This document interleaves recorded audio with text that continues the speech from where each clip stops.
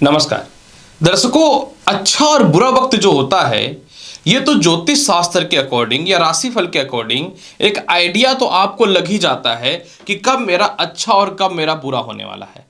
लेकिन आपको सफल होने के लिए कर्म तो करना पड़ेगा और कर्म करने का एक बहुत ही महत्वपूर्ण ज्ञान मैं देता हूं।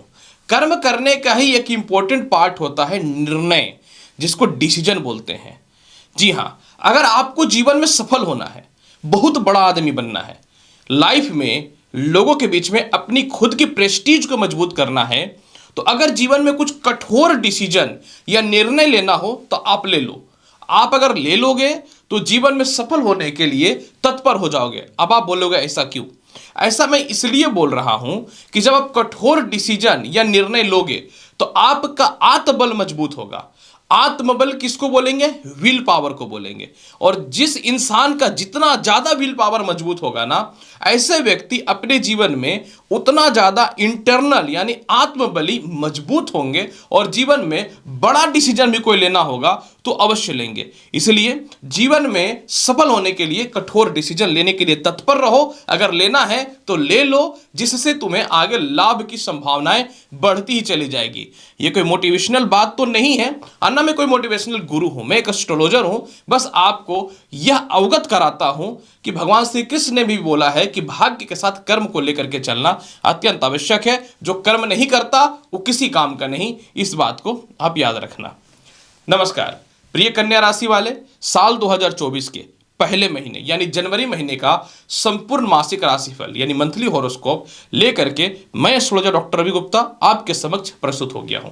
प्रिय कन्या राशि वाले, मैं आपको बताऊंगा कि कैसा रहेगा साल के पहले महीने में आपके कर्म क्षेत्र से लेकर संपत्ति, संतान, दाम्पत्य जीवन, शिक्षा यानी जीवन के जितने मूलभूत अंग होते हैं, इन सभी के बारे में विस्तृत तौर पे चर्चा करूंगा। साथ में वीडियो का अंतिम पड़ाव में कुछ उपाय भी बता दूंगा। ये जो वीडियो है चंद्र राशि पे आधारित है। जिनको अपना चंद्र राशि पता है बहुत अच्छी बात है, जिनको अपना चंद्र राशि नहीं पता है आप लग्न या नाम के अनुसार इस जानकारी को देख लें।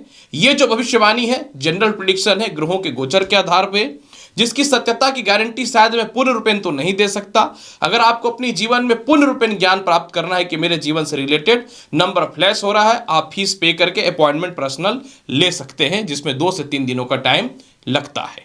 तो चलिए सबसे पहले प्रारंभ करता हूं कन्या राशि वाले कि आपके जीवन में ये जो साल का पहला महीना है यानी 1 से 31 जनवरी का जो पूरा का पूरा राशिफल है, ये क्या होगा कर्म क्षेत्र के मामले में। प्रिय कन्या राशि वाले, आपके कर्म क्षेत्र के स्वामी कौन होते हैं?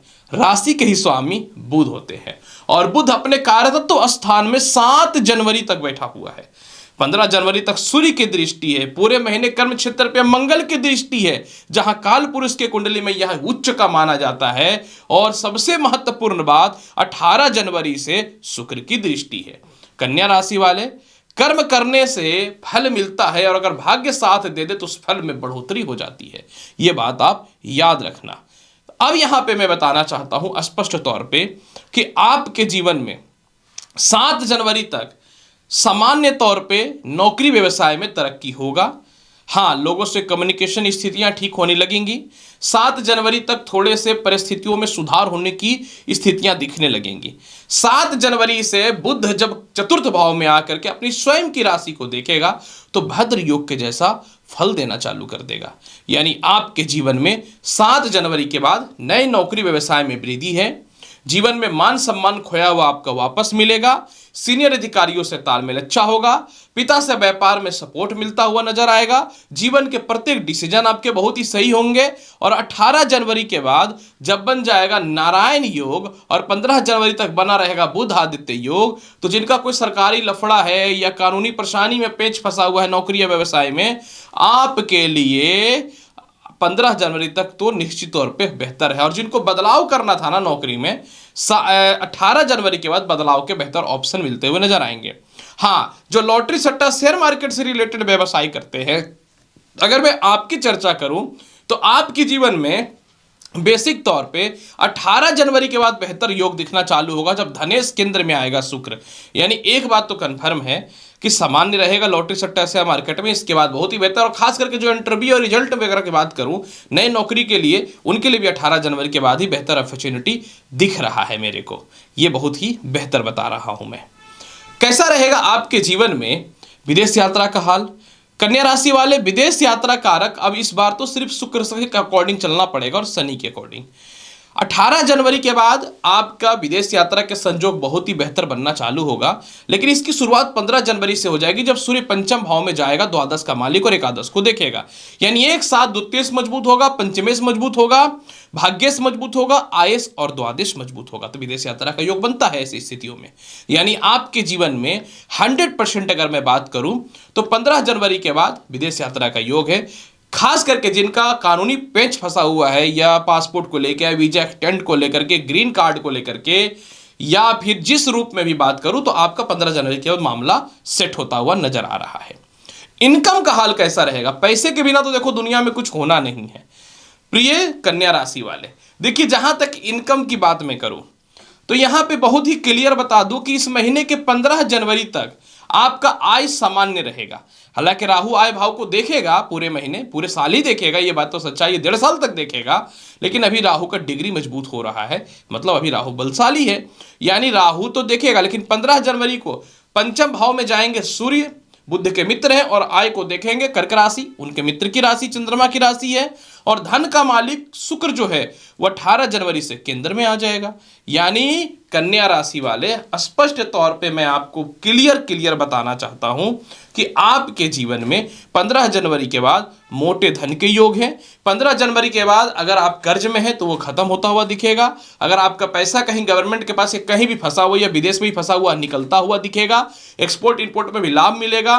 लॉटरी सट्टा शेयर मार्केट में भी 15 तारीख से बेहतर लाभ नजर आता हुआ दिख रहा है। मतलब पैसे का जो मामला है ना, वो सेट 15 जनवरी से ही हो पा रहा है। उससे पहले ग्रहों का संयोग थोड़ा सा कमजोर है। हालांकि देखिए, केतु की दृष्टि भी पड़ जाएगी सूर्य के ऊपर, तो मैं यही बोलूंगा कि अहंकार पे कंट्रोल करके रखना पड़ेगा।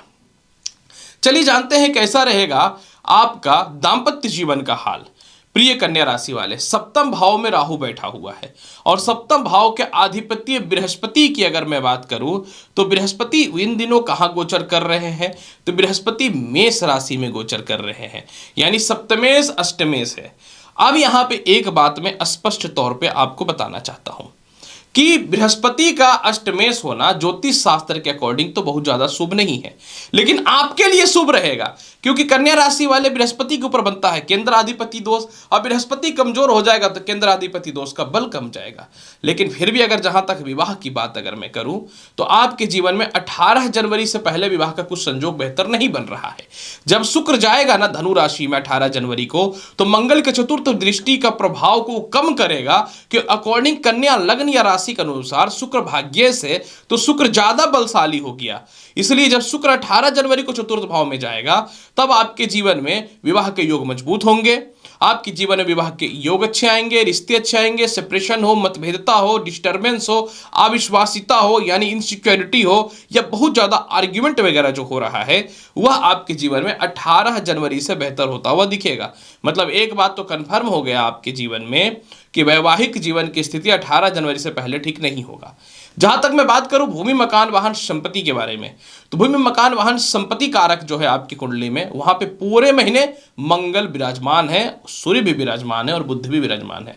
14 जनवरी के बाद भूमि मकान वाहन का योग बेहतर है, माता से तालमेल अच्छा होगा, पिता से भी तालमेल आपके जीवन में 14 जनवरी से होना बेहतर हो जाएगा। अब सबसे महत्वपूर्ण मुद्दा पे बात करता हूं कि कैसा रहेगा लव लाइफ, शिक्षा और संतान का हाल। प्रिय कन्या राशि वाले, पंचम भाव संतान कारक शनि षष्ठम भाव में बैठे हुए हैं, बहुत ही अच्छी बात है। यानी इस महीने शनि आपको संतान पक्ष से लाभ तो देगा, लेकिन जहां तक बात मैं करूं आपके जीवन में एक्चुअल में स्थिति क्या होगी, तो मैं आपको बोलूंगा 15 जनवरी सूर्य का पंचम भाव में आना। पंचम भाव के वो कारक होते हैं, तो पंचम भाव में सूर्य जैसे ही आएगा तो आपके शिक्षा में वृद्धि होता हुआ दिखेगा, क्योंकि सूर्य द्वादश का कारक होता है। अतः आप इस समय अगर मन में शांति रखते हैं, क्रोध पे नियंत्रण रखते हैं, किसी प्रकार के फालतू लोगों के चक्करों में नहीं फंसते हैं या किसी आरोप में नहीं फंसते हैं, तो यानी बच के रहना पड़ेगा। मतलब 15 जनवरी के बाद आपकी शिक्षा में वृद्धि है, संतान कंसीव होने से रिलेटेड गुड न्यूज है। द्वादश का पंचमेश होने का मतलब ये हुआ कि अगर आपके संतान विदेश में है या कम्युनिकेशन गैप है या कानूनी पछड़े में पड़े हुए हैं, तो इन सभी चीजों से जो है आपके संतान 100% जो है, बहुत ही क्लियर तौर पे मैं बताना चाहता हूं कि 100% आपके संतान की 15 जनवरी से तरक्की होना तय है। 15 जनवरी के बाद आपके लव लाइफ में भी बहुत ही बेहतर सुधार होगा। लेकिन लव लाइफ में बेहतर सुधार जो है ना आपके जीवन में, ये 9 जनवरी से होना चालू होगा, लेकिन 15 जनवरी में प्रेम से विवाह के योगों में वृद्धि होगा, लेकिन एक्चुअल में 18 जनवरी से होगा। इस चीज को आपको ध्यान देने की आवश्यकता रहेगी। द्वितीय संतान का अगर मैं बात करूं तो द्वितीय संतान का 14 जनवरी के बाद तरक्की, उन्नति, डेवलपमेंट या विवाह से रिलेटेड स्थितियों में सुधार होगा। हेल्थ की जहां तक बात मैं करूं, देखिए शुक्र और मंगल की युति हो जाएगी 18 जनवरी से। अब यहां पे क्या होगा कि मंगल शुक्र को थोड़ा सा डिस्टर्ब करेगा, तो मैं यही बोलूंगा कि 18 जनवरी के बाद आप अपने हृदय का और पेट का विशेष ख्याल रखिएगा। इसके बाद फिर अगर मैं बात करूं तो द्वादश का मालिक पंचम भाव में जाएगा, तो थोड़ा सर दर्द की समस्याएं बन सकती है, इसमें ध्यान देना है। जहां तक केस मुकदमा की बात करूं, 14 जनवरी के बाद केस मुकदमा से रिलेटेड हर मामले में, ससुराल पक्ष से रिलेटेड हर मामले में आप सक्सेस हो रहे हो। उपाय क्या करना चाहिए? उपाय के तौर पे इस महीने कुछ खास मैं नहीं ज्यादा बताने वाला हूं, सिर्फ चंदन का तिलक और प्रत्येक दिन भगवान श्री गणेश को चूरमा चढ़ा दीजिए, मिश्री चढ़ा दीजिए, जो प्रसाद आप चाहते हैं वो चढ़ा दीजिए, सुपारी चढ़ा दीजिए या नारियल चढ़ा दीजिए, बस इससे ज्यादा कुछ नहीं करना है। पूरा महीना आपका बहुत ही बेहतर है, ईश्वर की कृपा आपके ऊपर बरस रही है। तो प्रिय कन्या राशि वाले, कैसा रहेगा आपके जीवन में पूरा का पूरा जनवरी महीने का हाल 31 दिनों का बता दिया। उम्मीद करता हूं कि बताई गई जानकारी से संतुष्ट होंगे। चैनल पर नए हैं तो लाइक करिए, शेयर करिए, सब्सक्राइब करिए। मिलता हूं अगली वीडियो में और महत्वपूर्ण और ज्ञानवर्धक जानकारी के साथ। तब तक के लिए नमस्कार, अच्छे से रहिए, धन्यवाद।